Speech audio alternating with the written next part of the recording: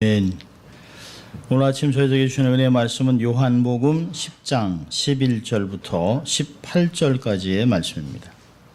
요한복음 10장 11절부터 18절까지의 말씀을 봉독해 드립니다. 하나님의 말씀에 귀에 들릴 때 여러분의 심령의 은혜가 있기를 바랍니다. 하나님의 말씀입니다. 나는 선한 목자라. 선한 목자는 양들을 위하여 목숨을 버리거니와 삭구는 목자도 아니요 양도 제 양이 아니라 이리가 오는 것을 보면 양을 버리고 달아나나니 이리가 양을 늑탈하고 또 해치느니라. 달아나는 것은 저가 삭군인 까닭에 양을 돌아보지 아니함이나 나는 선한 목자라. 내가 내 양을 알고 양도 나를 아는 것이 아버지께서 나를 아시고 내가 아버지를 아는 것 같으니 나는 양을 위하여 목숨을 버리노라. 또 이 우리에 들지 아니한 다른 양들이 내게 있어 내가 인도해야 할 터이니 저희도 내 음성을 듣고 한 무리가 되어 한 목자에게 있으리라. 아버지께서 나를 사랑하시는 것은 내가 다시 목숨을 얻기 위하여 목숨을 버림이라. 이를 내게서 빼앗는 자가 있는 것이 아니라 내가 스스로 버리니라. 나는 버릴 권세도 있고 다시 얻을 권세도 있느니 이 계명은 내 아버지께서 받았노라 하시니라. 아멘. 하나님 말씀이었습니다. Good morning. 네, 좋은 아침입니다. 우리 한번 양손을 또 가슴에 얹고 노래 한번 두 번 외쳐보죠. 나는 하나님의 특별한 사랑을 받은 사람입니다. 두 번 해봅니다. 나는 하나님의 특별한 사랑을 받은 사람입니다. 나는 하나님의 특별한 사랑을 받은 사람입니다. 믿습니까, 여러분? 네, 늘 확신을 가지고 삶을 살아갈 수 있길 바랍니다. 또 한번 우리 인생의 모토 한번 같이 외쳐보죠. 하나님을 기쁘시게, 네, 사람을 행복하게. 그렇습니다. 오늘은 요한복음에 등장하는 예수님의 자기 선언 7가지 중에 네 번째 말씀입니다. 나는 선한 목자라. 이 말씀을 통해서 주님이 어떤 분인가를 좀 확실히 알아가는 귀한 시간이 되기를 바랍니다. 여러분, 예수님 당시에는 양을 치는 일을 하던 사람이 두 종류의 비유로 나오는데요. 하나는 목자, 하나는 삭군입니다. 삭군은 이제 hired man, 그래서 돈을 받고 일을 하는 사람이죠. hired man. 목자는 자기 양떼를 소유한 목자라 할 수 있다면 삭군은 고용된 목자입니다. 예수님은 자기를 그냥 목자라고 얘기하지 않아요. 나는 선한 목자라. 그런 걸 보면 그 안에 뉘앙스가 뭐죠? 선한 목자인데 나 외에도 악한 목자도 있다는 것이에요. 선하지 않은 목자도 있다라고 하는 것을 이야기하고 있습니다. 주님께서 악한 목자를 염두에 두실 때 누구를 생각하고 얘기했을까요? 바리새인들입니다. 바리새인들. 그럼 예수님이 이 땅에 오셨을 때 세상에서 소외된 사람들은 참 따뜻하게 대하셨습니다. 예를 들면 몸에 장애를 갖고 있는 사람들, 그런 사람들을 유대인들은 천벌을 받은 사람들이라고 생각을 했습니다. 그래서 격리를 시키거나 천대했어요. 크게는 세 종류의 사람들을 무시했는데요. 첫째는 장애가 있는 사람, 둘째로는 창녀, 창기, 세 번째로는 자기의 나라의 세금을 받아서 로마의 세금을 내는 세리, 이 세 종류의 사람을 아주 죄인이라고 취급했습니다. 죄인 세리라고 얘기했습니다. 이 세 종류의 사람들은 증인으로 설 수가 없어요. 투표를 할 수가 없습니다. 그러니까 이 특별히 바리새인들, 소위 종교 지도자들, 서기관, 공회원들은 이방인들은 개, 돼지 취급을 했어요. 또 자기의 특별히 동일한 민족임에도 불구하고 자기 자국민들도 빈부, 귀천, 남녀노소를 구분해서 사람들을 함부로 취급했던 것을 볼 수 있습니다. 하나님이 주신 율법을 가지고 백성들을 잘 목양해야 되는 목자들이 그 목양에는 전혀 관심이 없이 양이 주는 고기와 젖에만 관심이 있었던 그런 사람들을 악한 목자라고 예수님은 표현한 것이죠. 자, 여기 보면 예수님이 11절, 14절에 나는 선한 목자라라고 얘기합니다. 그러면서 누구와 비교합니까? 12절에 보니까 삭군도 있다는 것이에요. 삭군은 평상시에 양 치는 모습 보면 누가 목자인지 누가 삭군인지 전혀 알 수가 없습니다. 구별하기가 쉽지 않죠. 왜냐하면 똑같이 양을 먹이고 똑같이 양떼를 몰고 다니고 풀을 먹이고 물을 먹이기 때문에 목자의 모습들을 알 수가 없어요.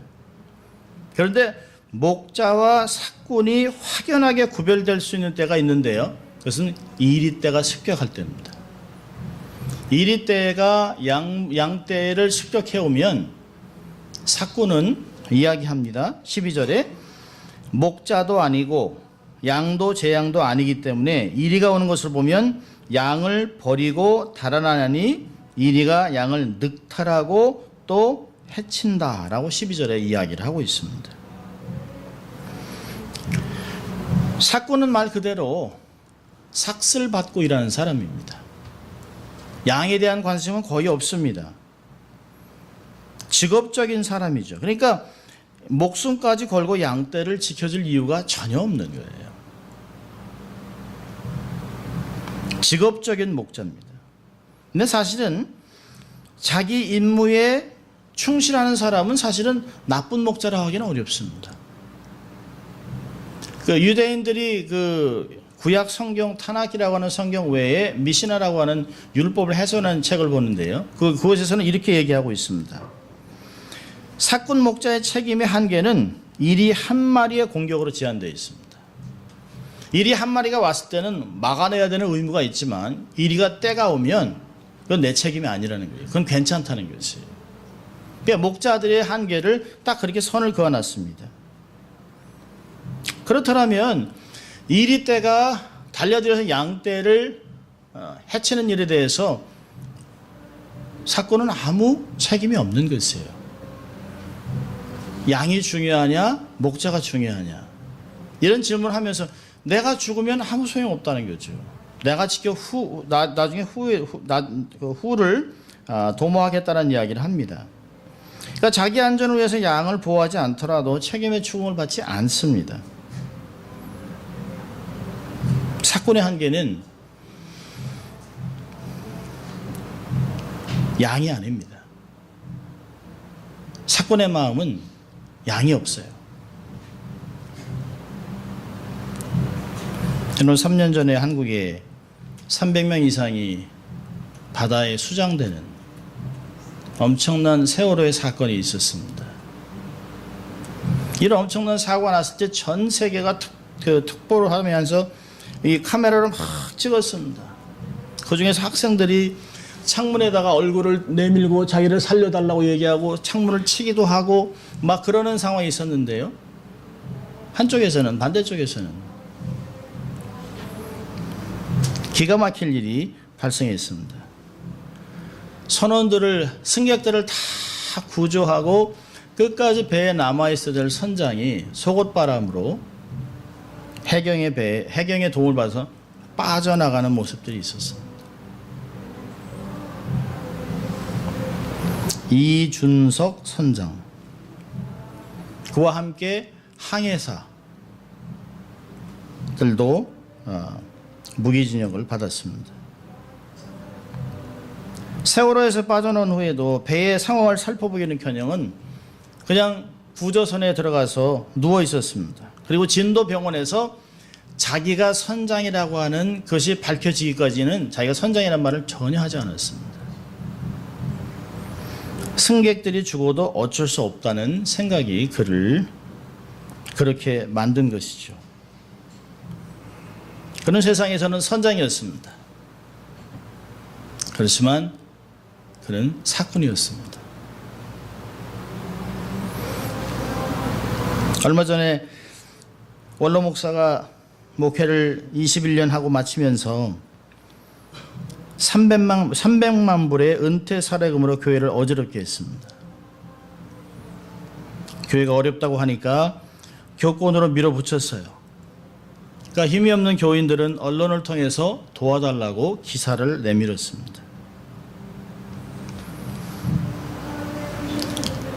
왜 한국 교회는 이렇게 과도하게 은퇴하는 목사들에게 돈다발을 안겨줘야 할까요? 일반 상식에도 맞지 않습니다. 세상 물정과도 맞지 않습니다. 요새 같은 불경기에 300만 불이라니 참 어이가 없고 기가 차지요. 이 욕심을 버리지 못하면 그가 얼마 동안의 목회를 했었더라도 은퇴하는 이 늙은 목회자는 사꾼임에 틀림이 없습니다. 그러면 사꾼의 특징은 뭘까요? 자기의 공로를 내세웁니다. 내가 이렇게, 내가 대통령이고, 내가 장관이고, 내가 담임 목사고, 내가 사장이고. 사꾼들의 특징은 경력이 화려합니다.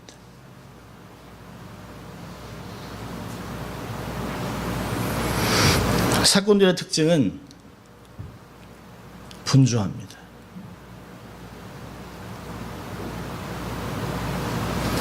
한국의 대형 교회들은 이미 은퇴비로 20억, 30억, 200억 원을 주어서 기독교 신문의 일면을 장식한 바가 있습니다.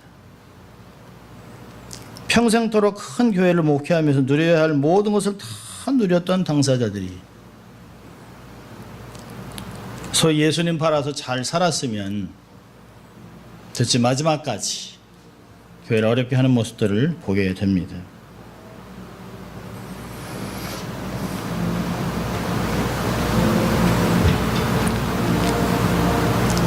사실은 이 설교를 준비하면서 마음이 얼마나 무거운지 몰라요.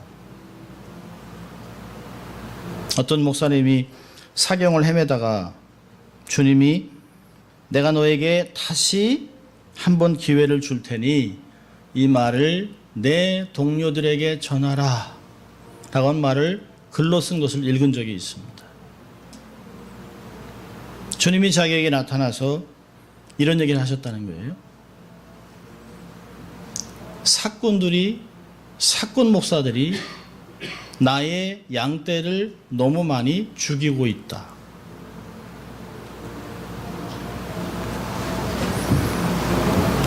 저도 혹시 사꾼이 아닐까? 사꾼의 모습이 삶에서 자꾸 드러나지 않을까? 라고 하는 두려움도 굉장히 많습니다. 내 위험이 오면 양을 버리고 도망가지 않을까? 양들은 죽든 말든, 양들은 살든 뭐를 먹고 살든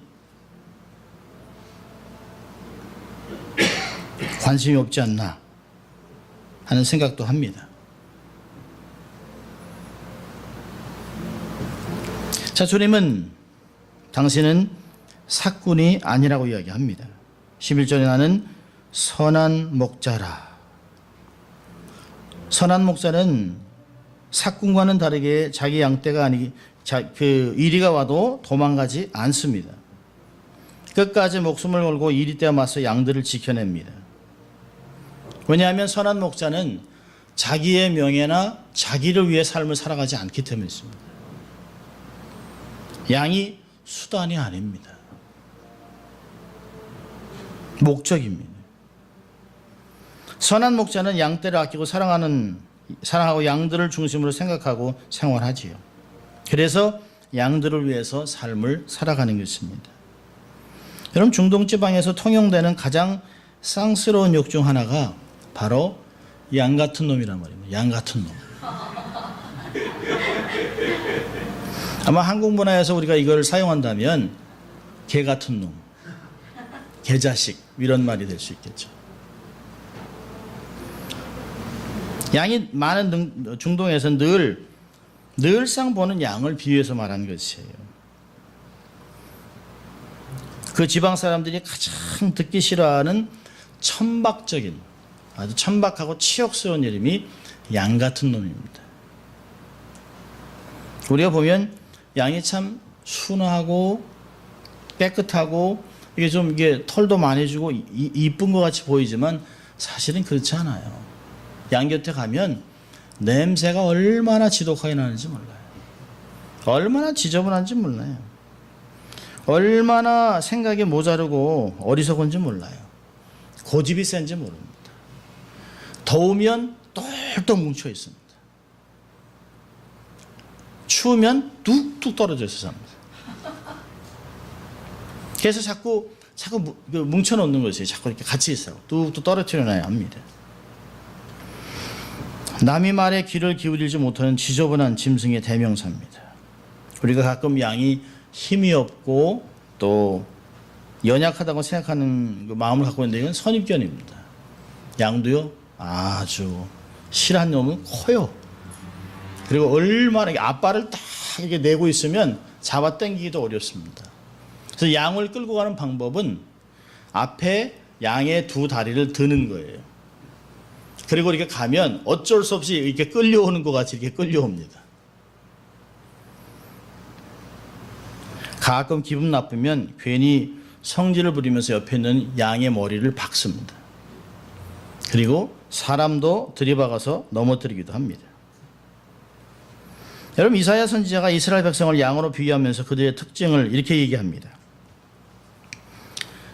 이사야 53장 6절에 우리는 다 양 같아서 그릇 행하여 각기 제 길로 갔거늘 여호와께서는 우리 무리의 죄악을 그에게 담당시키셨도다. 양들 참 미련하지요. 고집스럽죠. 독선적이죠. 꼭 우리 같습니다. 다르지 않아요. 여러분, 예수님 당시에 삭군과 목자를 구분하는 방법이 있습니다. 예수님 당시에는 많은 사람들이 대부분이 도시를 형성하고 살았지만 그래도 여전히 유목민들이 많이 있습니다. 일반적으로 20마리에서 30마리씩 집에서 키우는데요. 그것을 전문적인 양들에게 맡깁니다. 그러면서 그 자기들의 양을 어찌하든지 간에 잘 새끼도 치고 숫자도 늘리고 건강하게 정말 털도 많이 얻을 수 있는 그런 유능한 목자가 누가 있을까라고 하는 걸 늘 찾습니다. 요즘 같으면 인터넷에 연봉 얼마 해가지고 이렇게 찾으면 금방 오겠지만 수소문해서 누가 정말 유능한 목자인가를 찾습니다. 그리고 그를 목자장으로 세워요.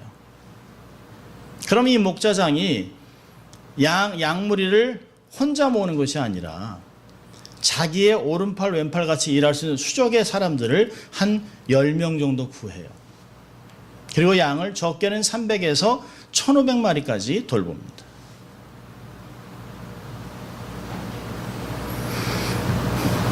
그 당시에도 유능한 목자장이 목동들을 거느리고 팀 사역을 하는 것이에요. 이 목자장이 가장 중요하게 보는 것은 자기의 수하에 자기의 동역자가 유능한 목동들이어야만 합니다. 그러니까 목동들을 테스트하는 여러 가지가 있습니다. 목초지 선별법, 어떤 독초가 있는 곳을 데려가면 안 돼요. 또요, 물의 수원을 잘 찾아야 합니다. 그래서 목자들은 물이 있는 곳을 다른 목자들에게 가르쳐주지 않습니다. 물이 있는 곳에 반드시 돌로 막아놓고 그걸 찾아내요. 그 당시에는 물냄새를 맡는 목동이 있다고 그랬습니다.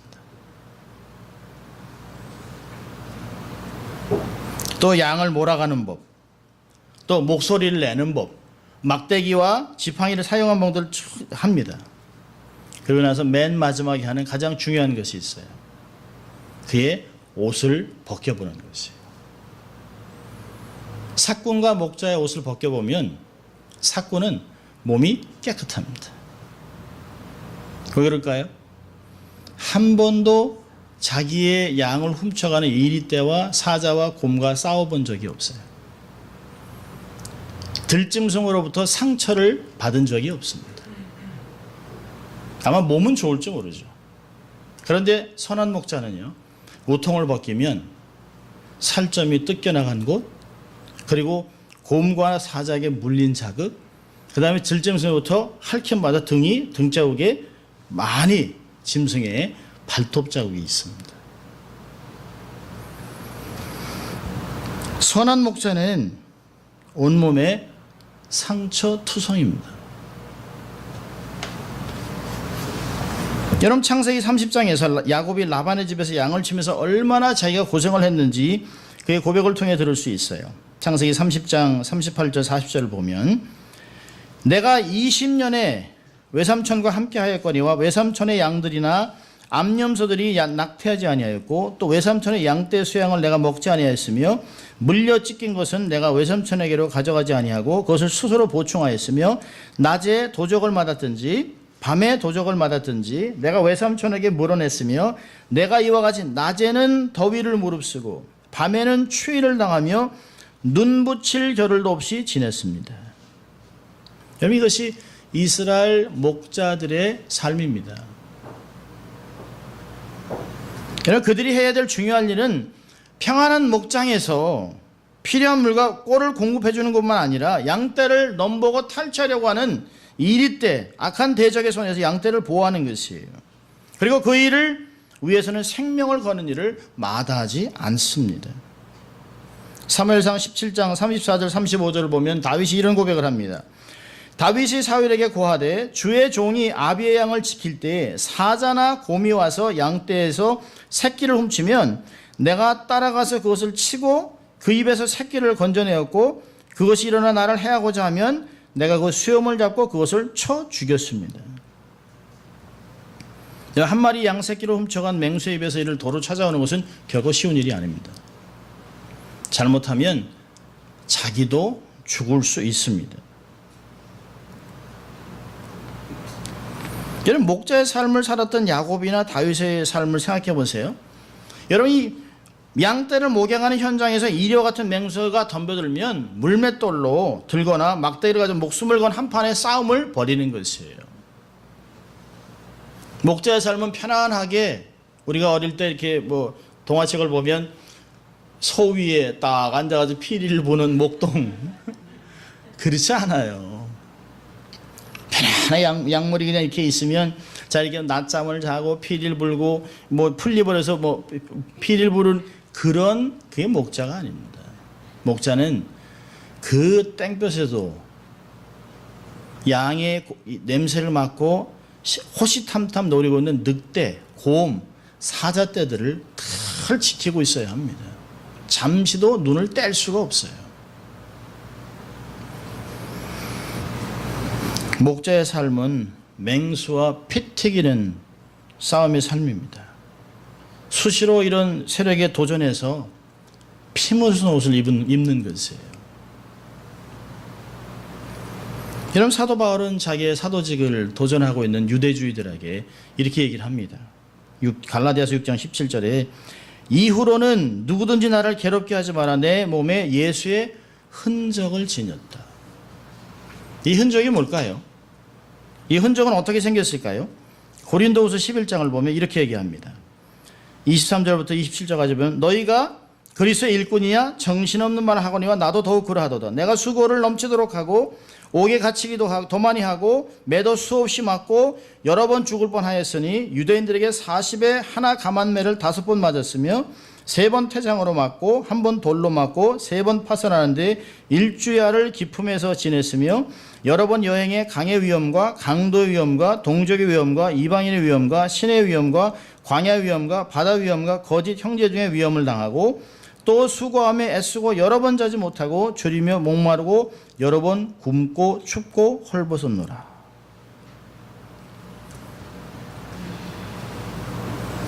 여러분, 이 바울이 누구를 통해 이런 선한 목자의 삶을 배웠을까요? 예수 그리스도. 예수님이 오늘도 본문에서 얘기하는 게 뭘까요? 양을 위해 스스로 목숨을 내려놓는다는 말을 4번이나 하고 있습니다. 11절에 선한 목자는 양들을 위하여 목숨을 버리거니와 15절에 나는 양을 위하여 목숨을 버리노라. 17절에 다시 목숨을 얻기 위하여 목숨을 버림이라. 18절에 내가 스스로 버리노라. 4번이나 반복해서 기록하고 있습니다. 아무도 강요하지 않았습니다. 주님의 공생에서 마지막 날에 하신 말씀이 뭐냐면 마가복음 10장 45절에 인자에 온 것은 섬김을 받으려 함이 아니라 도리어 섬기려 하고 자기 목숨을 많은 사람의 대속물로 주려 함이라 얘기했습니다. 주님이 잡히시던 날 성만찬을 제정하는 그때에 주님이 얘기하셨어요. 또 잔을 가지사 살해하시고 저에게 주시며 가라사대 너희가 다 이것을 마시라. 이것은 죄사함을 얻게 하려고 많은 사람을 위해 흘리는 바 나의 피 곧 언약의 피니라. 여러분, 선한 목자이신 예수님께서는 양들을 위해 스스로 목숨을 내려 놓으셨습니다. 여러분, 절대로 주님이 자기 목숨을 원수의 맹공격 때문에 힘이 없어 자기가 죽은 것이 아니에요. 바리새인이나 서기관이나 장로들이나 공회원들의 힘에 의해서, 로마의 힘에 의해서 어쩔 수 없이 붙잡혀 죽은 것이 아닙니다. 그분이 말씀하셨어요. 내가 지금이라도 12영이 더 되는 천사를 불러서 로마군을 한 번에 없앨 수 있다고 얘기하셨어요. 그러나 그렇게 안 하신다는 것이에요. 여러분, 천사 한 명이 하룻밤에 18만 5천 명의 군대를, 아수리아군을 죽입니다. 12만이나 더 되는 천사를 지금이라도 부를 수 있다는 거예요. 주님 말씀 한마디 하시면. 오늘도 본문에 얘기하시잖아요. 내게서 삶을 빼앗는 것이 아니라 내가 스스로 버린다. 나는 버릴 권세도 있고 다시 부활할 권세도 있다는 거예요. 오직 하나님이요 사람인 신인이었던 예수 그리스도만이 하실 수 있는 것이죠. 그런데 이분이 하시는 말씀 18절 뭡니까? 이 계명은 내 아버지에게서 받았다. 여러분, 예수님의 삶의 중심에는 늘 아버지의 영광이 있습니다. 아버지의 뜻이 있습니다. 아버지의 명령을 순종하는 것이 자기의 목숨보다 더 귀했던 것이에요. 우리의 삶엔 너무 중요한 게 많습니다. 세상적인 명예, 돈, 건강, 관계, 이런 것들이 너무 우리에게 중요해요. 하나님의 말씀보다 훨씬 중요한 게 많이 있습니다.